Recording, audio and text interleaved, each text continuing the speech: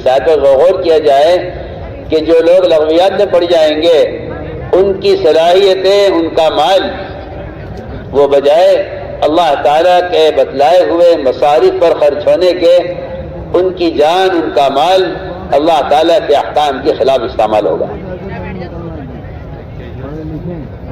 آخر میں فرمایا ہے وَالَّذِينَ زَكَاةَ فَاعِلُونَ۔ عجیب بات ہے کہ نماز کے ساتھ زکوٰۃ کا ذکر ہونا چاہیے تھا۔ السلام علیکم دوستو، welcome back to my YouTube channel live Delhi Markaz بیان۔ امید ہے آپ سب خیریت سے ہوں گے۔ ویڈیو میں آگے بڑھنے سے پہلے آپ سب سے گزارش ہے، اگر آپ چینل پہ نیو ہیں تو چینل کو سبسکرائب کر دیں، ویڈیوز کو لائک کریں اور ایک اپنا اچھا سا کمنٹ ویڈیو میں کریں، بنا اسکپ کیے لاسٹ تک پورا ویڈیو دیکھیں۔ ویڈیو کو سٹارٹ کرتے ہیں، حضرت جی مولانا سعد صاحب کا بہت اہم بیان ہے، چلیے سٹارٹ کرتے ہیں ویڈیو۔ اعوذ باللہ من شرور انفسنا ومن سیئات اعمالنا، من یهد اللہ فلا مضل له ومن يضلله فلا هادي له، ونشهد أن لا إله إلا الله وحده لا شريك له، ونشهد أن سيدنا ونبينا ومولانا محمدا عبده ورسوله صلى الله تعالى عليه وعلى آله وصحبه وبارك وسلم تسليما كثيرا كثيرا. أما بعد فأعوذ بالله من الشيطان الرجيم، بسم الله الرحمن الرحيم. وما أرسلنا من رسول إلا ليطاع بإذن الله. وقال الله سبحانه وتعالى إن الذين قالوا ربنا الله ثم استقاموا. وقال الله سبحانه وتعالى والعصر إن الإنسان لفي خسر إلا الذين آمنوا وعملوا الصالحات وتواصوا بالحق وتواصوا بالصبر. وقال عليه الصلاة والسلام من قال لا إله إلا الله مخلصا دخل الجنة. قيل وما إخلاصها؟ قال أن تحجزه عن محارم الله. وقال عليه الصلاة والسلام لا يؤمن أحدكم حتى يكون هواه تبعا لما جئت به. وقال عليه الصلاة والسلام من رأى منكم منكرا فليغيره بيده فإن لم يستطع فبلسانه فإن لم يستطع فبقلبه وذلك أضعف الإيمان. وقال عليه الصلاة والسلام المؤمنون هينون لينون كالجمل الآنف إن قيد انقاد وإن أنيق على صخرة استناخه أو كما قال عليه الصلاة والسلام. میرے انتہائی محترم بزرگوں، دوستوں، عزیزوں، اللہ رب العزت نے کامیابی کا وعدہ پورے دین پر کیا ہے۔ مسلمان جزوی دین پر پوری کامیابی چاہتا ہے، جبکہ اللہ تعالیٰ کی طرف سے کامیابی کا وعدہ پورے دین پر ہے۔ قد افلح المؤمنون۔ اس آیت کو اگر پڑھی ہے تو کامیابی کے لیے صرف فرائض کا ادا کر لینا کافی نہیں ہے، بلکہ ہر اس چیز سے اعراض کرنے میں کامیابی ہے جس چیز سے اللہ نے روکا ہے۔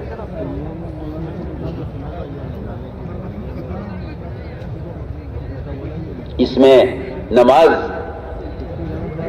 اور اس میں تمام لغویات سے مکمل تمام لغویات کا بائیکاٹ کرنا پڑے گا آپ کو کامیاب ہونے کے لیے۔ الذين في صلاتهم خاشعون والذين هم عن اللغو معرضون۔ اس آیت پر غور کیا جائے کہ جو لوگ لغویات میں پڑ جائیں گے ان کی صلاحیتیں، ان کا مال، وہ بجائے اللہ تعالیٰ کے بتلائے ہوئے مصارف پر خرچ ہونے کے ان کی جان، ان کا مال اللہ تعالیٰ کے احکام کے خلاف استعمال ہوگا۔ آخر میں فرمایا ہے وَالَّذِينَ زَكَاةَ فَاعِلُونَ۔ عجیب بات ہے کہ نماز کے ساتھ زکوٰۃ کا ذکر ہونا چاہیے تھا، لیکن نماز کے بعد زکوٰۃ کا ذکر نہیں کیا۔ جہاں فلاح کی بات ہو رہی ہے وہاں نماز کے ساتھ زکوٰۃ کا ذکر نہیں ہے، نماز کے ساتھ ذکر ہے اس کا الذین هم فی صلاتہم خاشعون والذین عن اللغو معرضون والذین هم للزکاۃ فاعلون والذین هم لفروجہم حافظون۔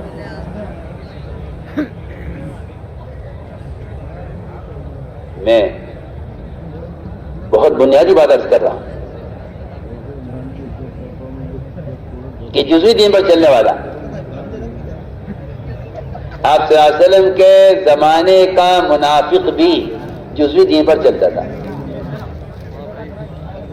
وہ یہ دیکھتا تھا کہ میرے حالات کے اعتبار سے، میرے ماحول کے اعتبار سے، میری سوسائٹی کے اعتبار سے، میں جس منصب پر دنیا میں جس عہدے پر ہوں، میرے اعتبار سے دین مجھے کتنا اختیار کرنا ہے۔ میں کہتا ہوں کہ یہ ایک منافق کا بھی مزاج اللہ کی قسم یہی تھا کہ میں جس وقت اس پوزیشن میں ہوں، میں جہاں ہوں، یہاں میرے لیے محمد صلی اللہ علیہ وسلم کے دین میں سے کتنا ضروری ہے، کتنا غیر ضروری ہے، میں آپ سے بہت کھل کر عرض کر رہا ہوں۔ یہ پوری دنیا کی امت مسلمہ کا مزاج بن گیا ہے کہ مجھے یہ دیکھنا ہے میں کہاں رہتا ہوں۔ میں امریکہ میں رہتا ہوں، میں یورپ میں رہتا ہوں، میں اسپین میں رہتا ہوں، میں بیت اللہ کے پڑوس میں رہتا ہوں۔ گویا کہ لوگوں نے دین کو اس طرح بانٹ لیا ہے آپس میں جس طرح ملک بانٹ لیا ہے۔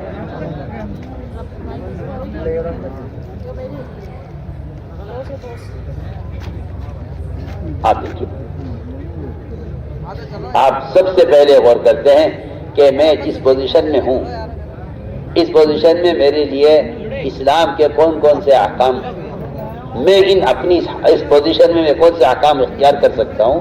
میں کہتا ہوں آپ سے کھل کر کہ اللہ نے منافقین کا قرآن نے بالکل یہی حال بیان کیا ہے، بالکل خدا کی قسم یہ حال بیان کیا ہے۔ وَمِنَ النَّاسِ مَن يَعْبُدُ اللَّهَ عَلَىٰ حَرْفٍ، ایسے بھی لوگ ہیں آپ صلی اللہ علیہ وسلم کے ساتھ کہ جو کفر اسلام کے بارڈر پر چلتے ہیں، نہ پورے کفر میں نہ پورے اسلام میں۔ وہ حالات دیکھتے ہیں، وہ حالات دیکھ کر چلتے ہیں۔ اگر حالات ہیں اطمینان بخش اور امید ہے، مسلمانوں کے ساتھ رہ کر ان کے طریقے اختیار کر کے کامیابی کی امید ہے، تو یہ قرآن کہتا ہے اس ماننا بھی۔ اور اگر ان کو مسلمانوں کے ساتھ چل کر، ان کے طریقوں پر چل کر کسی بھی کام میں کوئی ناکامی نظر آتی ہے، انقلب علی وجہہ، تو یہ کہتے ہیں بھائی ہم تو اپنے جو کفر والا راستہ ہے، نعوذ باللہ خواہش والا راستہ ہے، اسی پر چلیں، اس میں تو ہم نہیں چل سکتے کیونکہ ہمارے حالات، ہماری پوزیشن ایسی ہے۔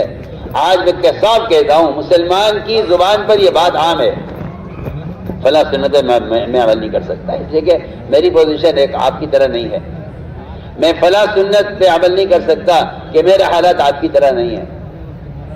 میں کہتا ہوں کہ حالات کے اعتبار سے دین پر چلنا یہ منافقین کا معمول تھا، یہ ان کا مزاج تھا۔ اللہ نے قرآن منافقین کے تعارف اسی طرح کروایا۔ حالت یہ تھی، اگر مسلمانوں کی طرف آئے اور بیٹا پیدا ہو گیا تو کہتے کہ اسلام اچھا مذہب ہے، اور اگر مسلمانوں کے ساتھ آئے، مسلمانوں کی طرف آئے اور بیٹی پیدا ہو گئی تو کہتے تھے کہ اسلام اچھا مذہب نہیں۔ یہ لکھا ہے علماء نے۔ گویا کہ لڑکا یا لڑکی کا پیدا ہونا جو ایک نہ نبی کے ہاتھ میں ہے، نہ ولی کے ہاتھ میں ہے، نہ صحابی کے ہاتھ میں ہے، اللہ کس کو کیا دے گا؟ آپ غور کریں، یہ بنیاد تھی منافقین کی کہ اسلام میں خیر ہے یا نہیں ہے۔ اگر لڑکا پیدا ہو تو اسلام میں خیر ہے، اگر لڑکی پیدا ہو تو اسلام میں کوئی خیر نہیں ہے۔ یعنی جو کفار کی اس زمانے میں ایک بہت بنیادی خصلت تھی ہے کہ لڑکی پیدا ہوتی تو ان کے یہاں ماتم ہوتا تھا، اللہ مجھے معاف کرے، آج بھی یہ خصلت پائی جاتی ہے غیروں میں نہیں اپنوں میں، کہ وہ لڑکی کی آمد سے اتنے خوش نہیں ہوتے جتنا لڑکے کی آمد سے خوش ہوتے ہیں۔ یہ ایک کفر کی خصلت ہے۔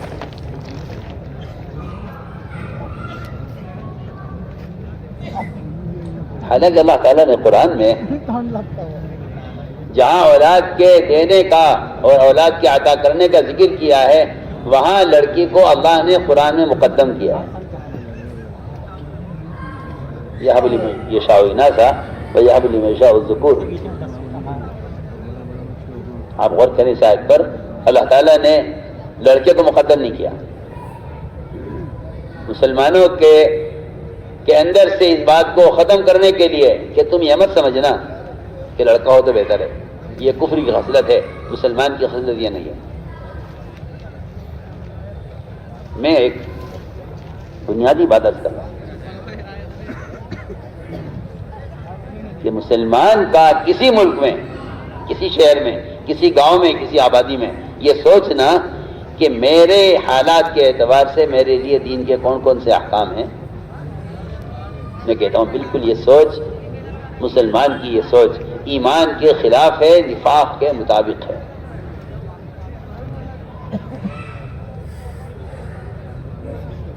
اس لیے کہ اللہ رب العزت اپنے بندوں کے عمل کا امتحان لیتے ہیں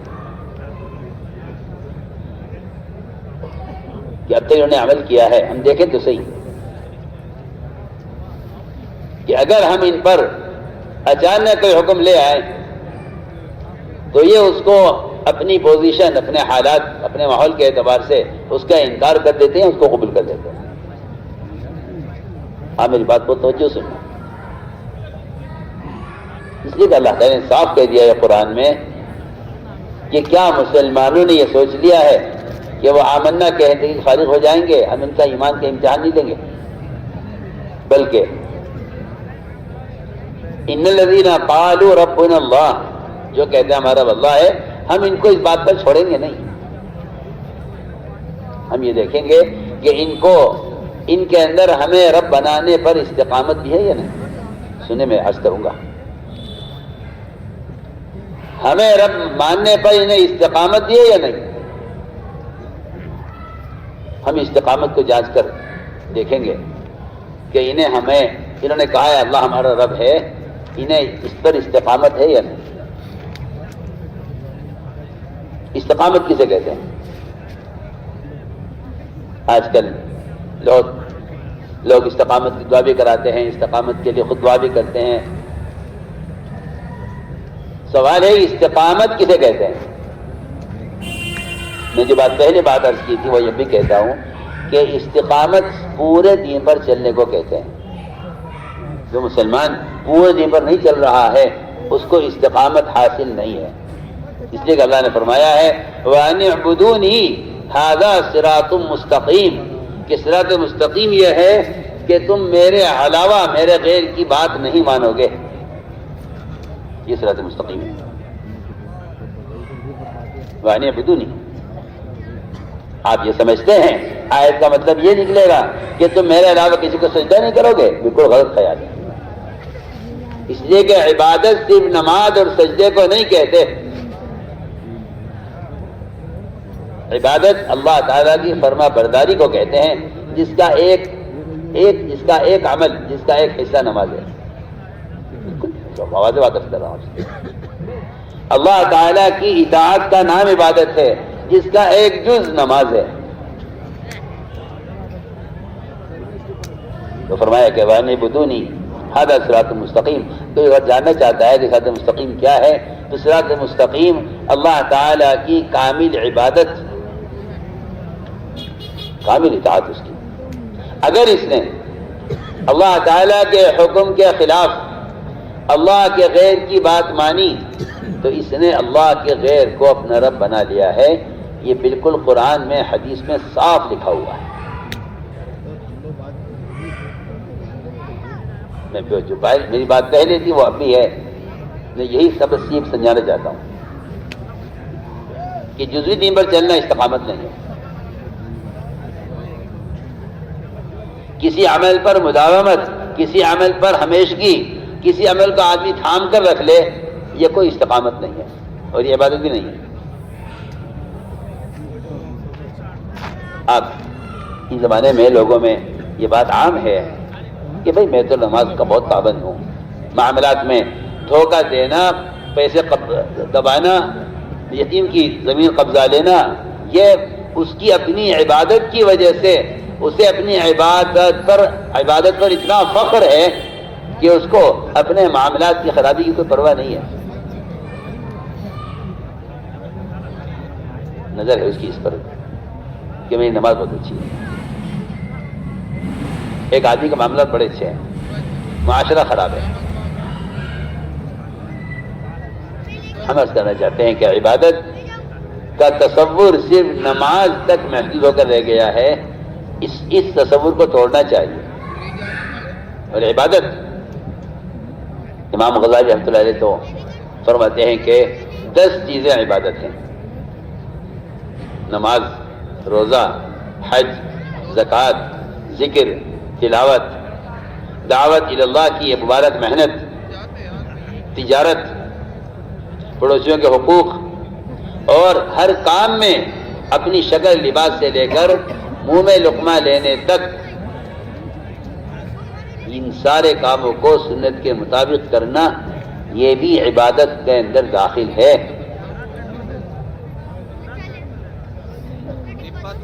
ورنہ ان میں سے کسی ایک عمل کا چھوٹ جانا یا غیروں کے طریقے پر چلا جانا، یہ ایسا دین کو ناقص کر دے گا جیسے ایک رکعت کا چھوٹ جانا یا ایک سجدے کا چھوٹ جانا نماز کو ناقص کر دیتا ہے۔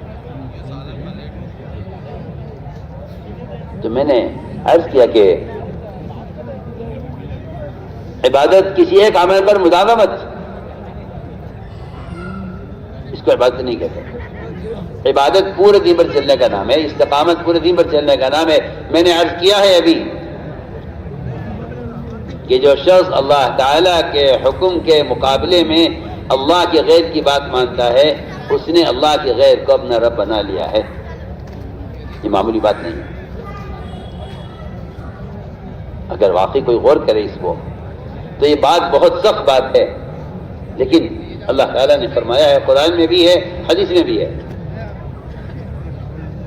عدی بن حاتم جب اسلام لے آئے اور آپ صلی اللہ علیہ وسلم کے ہاتھ پر بیعت ہو گئے،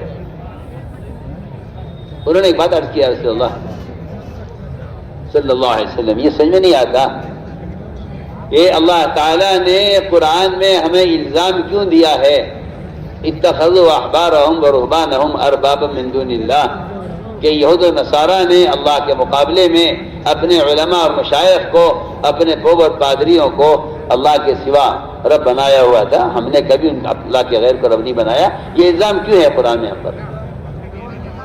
یہ سوال کیا عدی بن حاتم نے آپ صلی اللہ علیہ وسلم سے۔ فرمایا، اے عدی، یہ تمہارے علماء اور مشائخ، تمہارے پوب اور پادری، وہ اللہ کے حرام کی ہوئی چیز کو حلال کرتے تھے، حلال کی ہوئی چیز کو حرام کرتے تھے، تو بتاؤ کیا تم ان کی بات مانتے تھے نہیں مانتے تھے؟ عرض کیا کہ اسلام ان کی بات مانا کرتے تھے۔ فرمایا بس اگر تم نے اللہ کے غیر کی بات کو اللہ کے خلاف تسلیم کر لیا، اگر تم نے اللہ کے غیر کی بات کو اللہ کے خلاف تسلیم کر لیا تو تم نے اللہ کے غیر کو اپنا رب بنا لیا۔ تو میں جو عرض کرنا چاہتا ہوں کہ ان الذین قالوا ربنا اللہ ثم استقاموا، اللہ کو رب ماننے کے بعد یہ اس پر جمے رہے یا نہیں جمے رہے، اس پر جمے رہے یا نہیں جمے رہے۔ جب ان کو باطل نے دعوت دی غلط کام کی طرف، تو یہ اپنے دین پر جمے رہے یا نہیں جمے رہے، یہ ہے سوال۔ میرا دل چاہتا ہے کہ میں عرض کروں کہ اللہ تعالی عمل کرنے والوں کا امتحان کس طرح لیتے ہیں۔ اللہ تعالیٰ کی سب سے زیادہ مقرب اور معصوم مخلوق ملائکہ ہے،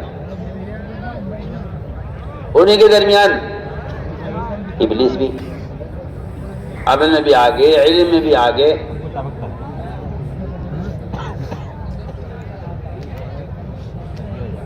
سوال اس کا نہیں ہے کہ آپ کیا کر رہے ہیں، سوال اس کا ہے کہ آپ کے اب تک کے عمل سے آپ کے اندر تکبر پیدا ہو رہا ہے یا تواضع پیدا ہو رہی ہے. میں میری بات بہت دھیان سے سننا، ایک سوال ہے. اس لیے کہ اقیم الصلاۃ لذکری، نماز قائم کرو میری یاد پیدا کرنے کے لیے.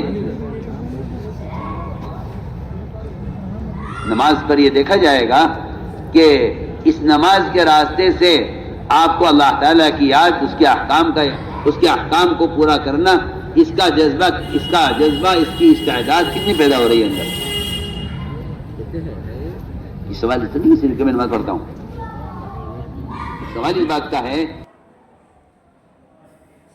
ویڈیو کیسا لگا آپ کو اپنی رائے کمنٹ میں ضرور دیں. ویڈیو کو زیادہ سے زیادہ شیئر کریں. اگر آپ نے چینل کو سبسکرائب نہیں کیا ہے تو سبسکرائب کر دیں. ویڈیو کو زیادہ سے زیادہ شیئر کریں. لائک کرنا نہ بھولیں. آپ لوگ لائک نہیں کرتے ہو.